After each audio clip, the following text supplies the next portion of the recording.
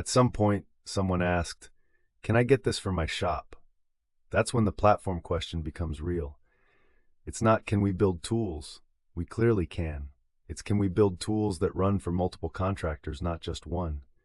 That's a different problem. When everything runs for one company, you can cut corners. Credentials are hard-coded. Data's all in one place. You build fast and ship. But multi-tenant means isolation. Every contractor gets their own workspace, their own jobs, their own customers, their own data. None of it visible to anyone else. You can't just add a login screen and call it a platform. What I built was a thin tenant layer. Each business gets a unique ID. Every query scopes to that ID.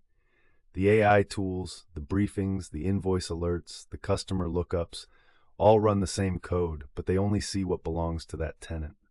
Underneath, the infrastructure is shared.